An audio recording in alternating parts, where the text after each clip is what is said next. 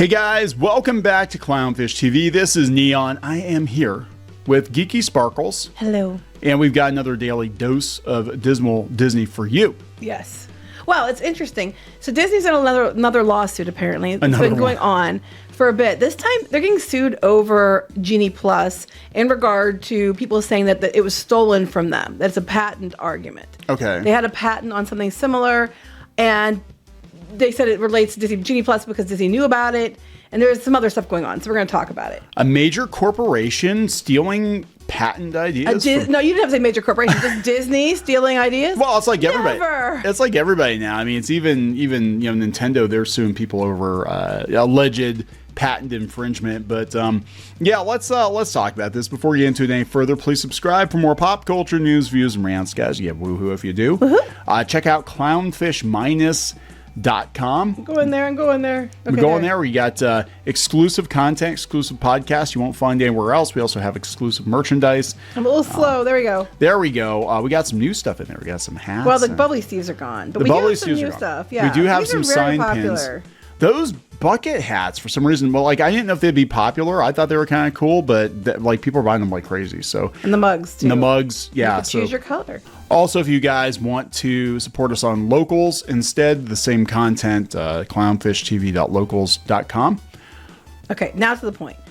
So the original article came from Florida Politics. I did post an article on pirateandprincesses.net that kind of whittled it down, but the majority of the information was over here. So the question is, did Disney steal the tech behind Disney Genie? So the Genie Plus, the Genie app, okay? Right. So they're saying a pair of former Disney employees say they created software nearly 25 years ago to help the theme park visitors plan their trips. They are suing Disney, accusing the theme park giant of stealing their invention for Disney Genie on its app. Now, before you say, well, they worked for Disney. They didn't work for Disney at the time.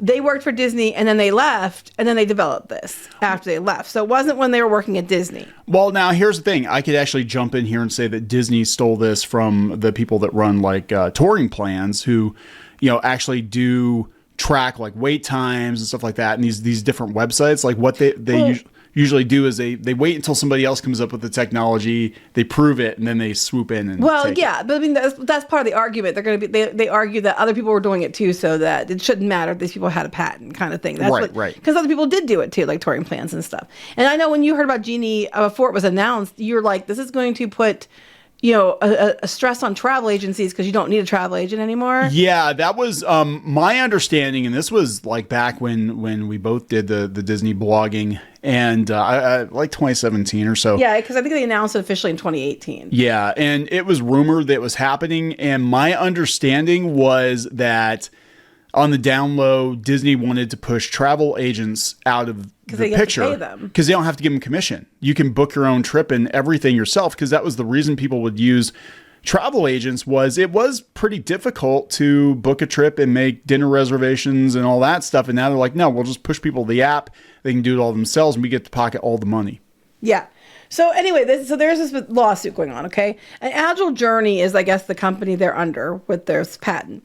Federal patent infringement lawsuit has survived Disney's attempt to squash it so far since a federal judge denied Disney's motion to dismiss the suit last year in the district court in Orlando. Okay? Yeah.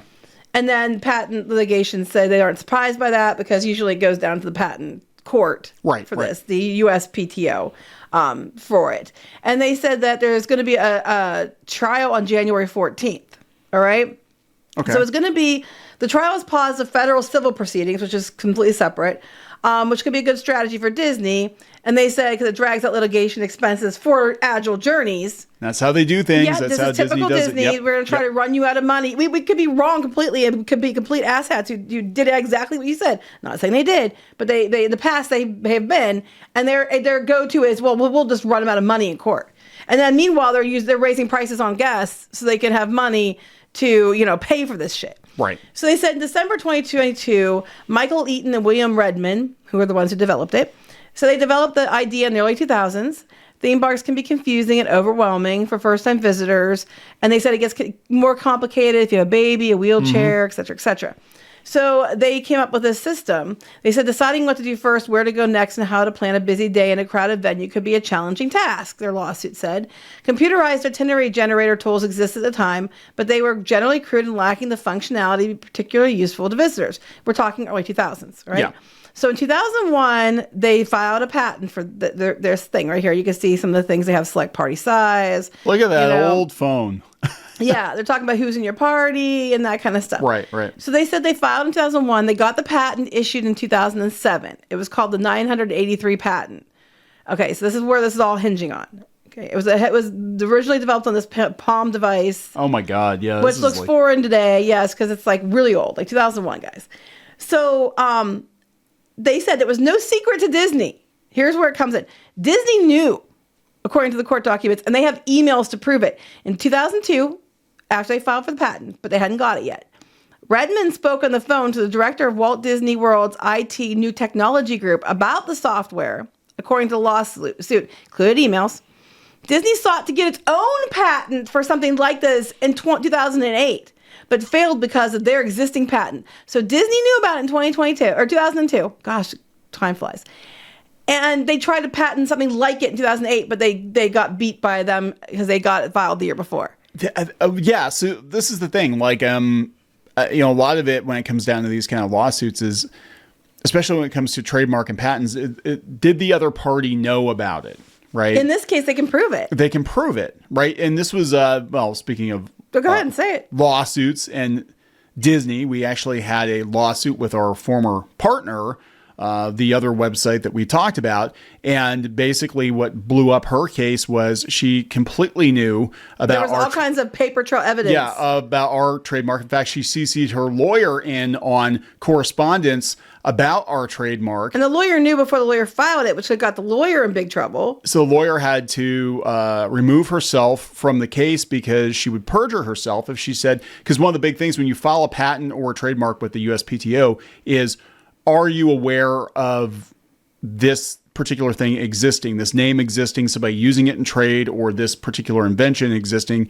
Because what people were doing is they were maliciously filing trademarks to harm their competition. Mm-hmm. And if you know about it and you file it and you check that little box off that says, yeah, as far as I know, nobody's doing the same thing, you're lying to the federal government. And it's a huge deal, right? You can actually be banned from ever filing any trademarks. Yeah, unfortunately, because of COVID and the court system being backed up, they got away with it. But we still won the case. Oh, yeah, absolutely. Anyway, after a lot of money, we won the case. After thousands of dollars later. Yeah, yes, we won. So they were talking about Bob Chegg back in announcing Genie Plus was coming, which I think was in 2018. I think it was, or was it 2017? Whatever the D23 was that year. He announced it. And they said about they're going to be doing this. So he said about Disney Genie has capacities or capabilities that can help make the most out of your visit. I can't read today. Whether you're a first-time guest or a seasoned pro, it will be customized itineraries geared towards your interests at your fingertips, cutting down the need to plan and research. And that's what 2019. So they said in 2019, but yeah, we knew about it before that. Yeah. So now the two guys under Agile Journeys are suing for an undetermined amount of money. They want royalties, damages, and legal expenses. Now remember, when Null Bulge released that data from that big hack they had this year, part of the data was a paper that said basically that Disney Genie Plus from its launch until like last summer or something had made $750 million. Yeah. Oh yeah, it's a big moneymaker for them. Right. Yeah. So, I mean, they filed a lawsuit before that got leaked, but, it's a lot of money now that we know this, and it's probably gotten bigger sense when they added the premium and all that stuff. Well, they said that, yeah, Disney has knowingly or with reckless disregard willfully infringed on their patent. So, again, this goes back to they're arguing Disney knew full well that we had a patent. Disney, it gets better. Okay, they're going to use their Bratz defense, okay? Okay. Disney countersued them in federal court last year, but they denied it infringed on the patent. And also the two men deceptively didn't acknowledge that a Disney employee helped them with their invention and the paperwork. So the way it sounds doesn't mean they own it. I know. We didn't do it, and you forgot to mention that one of our employees helped you. Well, just because an employee helped them in their off time doesn't mean Disney owns it. No. Which kind of goes back to the whole Bratz debacle. So back in the day, I guess the guy who developed Bratz worked for Mattel. And he was doing it on his own time. He offered it to Mattel. They didn't want it. MGA took it. And then MGA made a lot of money. And Bratz was beating Barbie for a long time. And Mattel was mad. So Mattel was suing because they thought that they should own it because he worked for them. When they turned it down, but he did it on his own time, and he worked for them, so that it belonged to them because he was one of their employees. It doesn't work that way. If I go home and invent something and I work for a company, that company doesn't own what I do at home. Yeah, unless it's it was a work for hire agreement, right? If it was in terminology, but like as soon as somebody you have a first look agreement. Usually, if you work for a creative company, like anything you produce, a lot of times they'll be like, we should get the option to pass on. But if they passed on it, they passed on Bratz, and if Disney passed on this technology, then they waive all rights to. They can't come back later and be like, oh yeah, now we want our money. It's like, no. Well, no, it wasn't even that they want their money. It's that they're trying to say that it shouldn't matter because one of their employees helped them. Yeah, so they're gonna say that because that person, and that's not how it works. I can't think any judge is gonna look at this and be like, that's freaking stupid. I mean, but I also have to agree with that. It's going to be really hard to prove this because a lot of technology has happened between now and since their patent. And while it might have some of the bare bones of their patent and maybe give them the idea, I don't know if you can argue successfully that it's based solely on their patent. You know what I mean? Because what Disney basically did, from my perspective, again, being a former theme park blogger, is they basically kicked back and let the Disney super fans and the third parties develop the technology, test the technology on their own time, their own expense. And that's why, like back in the day, they had, all these Disney websites for information, and they did really, really well because they ranked high in Google. And anytime you had a question about Disney, they had answers for it, whether it was, an entry or a blog post or a forum post. But then Disney is like, oh, no, we're going to do that too. So then they started doing it through their own site, and they started doing it through their own app, answering the questions and having the wait times and all that stuff that other people were doing. Right. They waited several years to do it, and we could argue whether or not they did it as good as the people that originally did. But they basically would let other people do all the R&D, and then they would just swoop in and take it. So I guess beyond that, Disney's trying to, their lawyer says, Disney appears to be accusing the inventors of being patent trolls, a holding company that doesn't make anything but amasses patents to sue companies with deep pockets. It's like, but even if you don't make anything, it's your patent, it's your patent. Yeah. And they said, it's like, it might be true, it might not be true. But, they usually do that to try to influence the optics of the case. So it's like, they're trying to make people think that, oh, poor Disney. I think at this point, no one thinks poor Disney. In federal court, Disney's attempt to invalidate the patent faces a higher burden of proof than what's going to happen in January. So Disney challenged the patent during this trial, which is with the trademark office first. Okay, it's easier in some ways at the patent office stage to get a patent declared invalid because the burden of proof is lower. Yes. There's also a more limited set of things that you're allowed to argue over in terms of why the patent should not have been granted. All right. So if they win the patent trial, it's not the end because the federal district you can go on. They can go to federal court beyond that. But if the patent office, I would say if they say it's not, then that's a little bit much. But anyway, they're basically the one guy says. Redmond has more than 80 patents himself. He was a show designer at Epcot in 1982, and he later worked in Imagineering and R&D from 88 to 93, where he developed ride technologies. And then he became director of technology from 1995 to 2000. He helped to do Disney Quest. So it's not like this guy isn't like, and then I think he left after that, and Eaton was there from 90 to 97, but they invented this in like 2000, 2001, so I don't think it overlaps. But yeah, but still, like they have deep familiarity with the Disney theme parks, and they saw a need, and at the time, Disney passed on it. Right, but Disney was aware of it. Right. And the fact that they're arguing that, well, nuh-uh, because somebody that worked for us worked on it, is really lame. But I also think it's going to be really hard to prove that Genie Plus 20 years later is based on their, that they infringed on the patent from 2001. Yeah, especially since other people have done similar things. I mean, there are, and I think they shut a bunch of those down. There were a lot of like third-party wait time apps, third-party restaurant reservation apps. They shut them down because they don't control them. But then they allegedly take from other people, say allegedly. And this comes after they announced they have a $43 million settlement over gender discrimination and payment. Yeah, I think this is one it was in California. And I didn't think it was going to get very far in California because I'm like, yeah, it's like California's really weird about that kind of stuff. So yeah, they basically just settled it because they're like, it's going to cost us more to try to fight it. It's not worth it. And in the grand scheme of things, I mean, look, Disney's, multi-billion-dollar company. To them, like $43 million isn't a whole lot of but whole it's lot still of money. It's an insane amount of money. Settlement, but they've won. People have been winning cases against Disney in other ways. Yeah. How much money is Disney spending on this stuff? So I would say, hey, whoever the new CEO of Disney is, I think you need to look at your legal department, and I think you need to clean house because they're taking the L many times, and I think they're going to lose the case with the potentially lose the case with the woman over the allergies not because she died in the restaurant, but because everything came out about the Disney Plus. Yeah. And there might be like a class action lawsuit there that they have to settle because like, oh, wait, you waive your rights to everything if you have Disney Plus. Like, what the hell is that all about? Consumers weren't aware of that. Yeah.